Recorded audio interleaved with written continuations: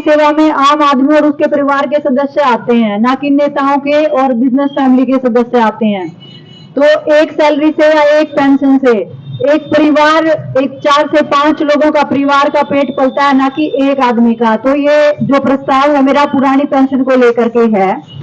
आदरणीय महोदया, आज दिनांक 15/12/23 को जिला मुख्यालय जींद पर हरियाणा कर्मचारी असेंबली का सत्र आयोजित किया गया, जिसमें राज्य के कर्मचारियों की पुरानी पेंशन बहाली पर व्यापक चर्चा के बाद सर्वसम्मति से यह प्रस्ताव पारित किया गया। महोदया, हम आपका ध्यान राज्य के उन कर्मचारियों के भविष्य की चिंता के प्रति आकर्षित करना चाहते हैं जो 58-60 वर्ष की आयु नौकरी करके वृद्धावस्था में बेसहारा छोड़ दिए जाएंगे। उन्हें जीवन के जटिल दौर में पेंशन, परिवार पेंशन अथवा किसी भी प्रकार की सामाजिक सुरक्षा से वंचित रखा जाएगा। पुरानी पेंशन वैधानिक अधिकार 22 दिसंबर 2003 को जारी अधिसूचना के द्वारा केंद्र सरकार ने पुरानी पेंशन प्रणाली को बंद करके 1 जनवरी 2004 से नेशनल पेंशन सिस्टम एनपीएस को लागू कर दिया। इसके बाद हरियाणा सरकार ने 1 जनवरी 2006 से भर्ती हुए कर्मचारियों के लिए इसे अनिवार्य कर दिया। सचेत कर्मचारी संगठनों द्वारा तभी से इसका विरोध शुरू कर दिया गया था, परंतु सरकार ने इस मांग को लगातार अनसुना किया।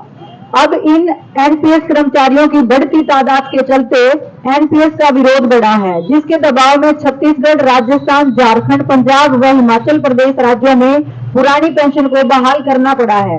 पश्चिमी बंगाल के सरकारी कर्मचारियों तथा सेना के लिए ओपीएस जारी है। महोदया, पुरानी पेंशन को बंद करके अंशदान आधारित नेशनल पेंशन सिस्टम नव उदारवादी नीतियों के दबाव में लागू किया गया है। विश्व बैंक द्वारा इस आशय के परिपत्र में बाजार में निवेश से 9% लाभांश मिलने की संभावना जताई गई थी। अनुभव से साबित हो गया है कि यह कर्मचारियों के ही नहीं बल्कि सरकार के भी अहित में है।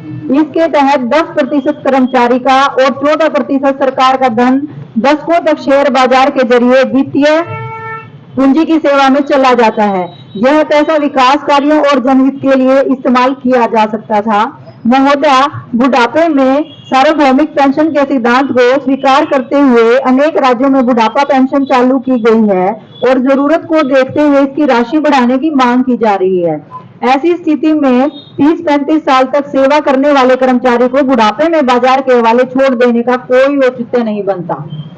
सुप्रीम कोर्ट के संवैधानिक पीठ ने कहा है कि पेंशन कर्मचारियों का बुनियादी अधिकार है।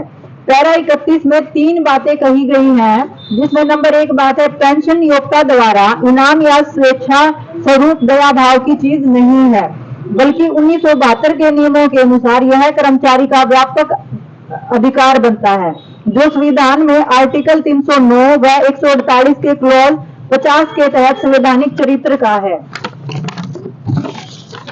इसमें नंबर 2 है पेंशन कोई अनुकंपा नहीं है, तीसरे लाभ के तौर पर पिछली सेवा का भुगतान है। नंबर 3 है ओपीएस उस व्यक्ति को बुढ़ापे के लड़खड़ाहट के समय में बेसहारा न छोड़कर उसके सामाजिक कल्याण का उपाय करने के लिए उसे सामाजिक न्याय देना है, जिसने अपनी जवानी उमंग के समय को नियोक्ता के लिए निरंतर मेहनत करने में लगाया है। महोदया, पुरानी पेंशन प्रणाली परिभाषित लाभ कहलाती है, जिसके तहत 20 वर्ष की सेवा पूरी करने का अंतिम वेतन का 50% पेंशन मिलती है। कर्मचारी या पेंशनर की मृत्यु हो जाने की स्थिति में उसकी पत्नी, पति तथा 25 वर्ष से कम आयु के अविवाहित बच्चों को परिवार पेंशन दिए जाने का प्रावधान है। इसके लिए कर्मचारी को अपने वेतन से कुछ भी अंशदान नहीं देना होता है। कर्मचारी के वेतन से भविष्य निधि के लिए पैसा जमा होता है, जो सेवानिवृत्ति पर ब्याज समेत वापस मिल जाता है। भविष्य निधि से जरूरत पड़ने पर बीच में निकासी के प्रावधान भी बनाए गए हैं। दूसरी ओर एनपीएस अंशवादी पेंशन योजना है। कर्मचारी व नियोक्ता के अंशदान में से 60% हिस्सा 60 वर्ष की आयु होने पर लौटा दिया जाता है और शेष 40% के आधार पर पेंशन राशि तय की जाती है। अब 18-20 साल पहले लागू हुई एनपीएस में भर्ती हुए कर्मचारी नौकरी से रिटायर होने शुरू हो गए हैं। यह दुर्भाग्यपूर्ण है कि अपने वेतन का 10% हिस्सा प्लस 14% सरकार का हिस्सा कम से कम 6,000 रुपए प्रति माह देने के बावजूद रिटायर होने पर मामूली सी पेंशन 1700 से 4,000 रुपए तक पा रहे हैं। अगर ये कर्मचारी ओपीएस में होते तो बिना हिस्सा दिए 20 से 30,000 रुपए प्रति माह पेंशन के हकदार होते। सरकार अपने ही कर्मचारियों के प्रति संवेदनहीन है। दिल्ली हाईकोर्ट ने दिनांक 11/1/2023 के फैसले में केंद्रीय सशस्त्र बलों के CRPF, SSB, BSF, CISF, ITBP, NSG, Assam rifle के जवानों को पुरानी पेंशन के योग्य बताया है, लेकिन सरकार अर्धसैनिक बलों को भी ओपीएस देने से मना कर रही है। महोदय, आज जब देश के राष्ट्रपति, प्रधानमंत्री, मंत्री, सांसद, एमएलए आदि को परिभाषित निश्चित पेंशन का लाभ लेने का अधिकार है, तो 24 घंटे ड्यूटी करने वाले कर्मचारियों में नौकरी में रहते हुए किसी अन्य प्रकार का व्यवसाय न कर सकने वाले सरकारी कर्मचारी को पेंशन के लाभ से वंचित क्यों किया जाए?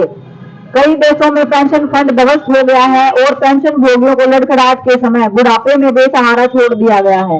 एनपीएस के तहत एकत्रित धन को पीएफआरडीए के द्वारा बाजार में निवेश किया जाता है। जमाकर्ताओं का इस प्रक्रिया का कोई नियंत्रण नहीं है। अगर मार्केट ध्वस्त हो जाती है और पेंशन फंड दिवालिया हो जाता है तो इसके परिणाम कौन भुगतेगा? एनपीएस लागू करते हुए तर्क दिया गया था कि बुढ़ापा पेंशन खर्च सरकारी खजाने के लिए अवहनीय बनता जा रहा है। आंकड़ों से यह तर्क निराधार साबित हुआ है, क्योंकि सेवानिवृत्ति के पश्चात मनुष्य की औसत आयु कम रह जाती है, जबकि एनपीएस का अंशदान लगभग 35 वर्ष देने में ज्यादा धन खर्च होता है। इसके अलावा भविष्य निधि की राशि सरकार के पास रहती है तो वह पैसा विकास कार्यों के लिए उपलब्ध रहता है, जबकि एनपीएस का कर्मचारी व सरकार दोनों का अंशदान बाजार में चला जाता है। महोदय, यह असेंबली जिला उपायुक्त जीन के माध्यम से यह प्रस्ताव भेजकर आपसे मांग करती है कि उपरोक्त तथ्यों पर गौर करते हुए निम्नलिखित मांगों को तुरंत प्रभाव से लागू किया जाए। नंबर 1/1/2006 के नियुक्त हुए कर्मचारियों के लिए नियुक्ति नीति से पुरानी पेंशन व्यवस्था बहाल की जाए। नंबर 2, कर्मचारियों से काटी की गई राशि उसके जीपीएफ खाते खोलकर उनमें ब्याज सहित ट्रांसफर की जाए। नंबर 3, सरकार आपका अंशदान पीएफआरडीए से वापस लेकर विशेष कोष स्थापित करे। धन्यवाद।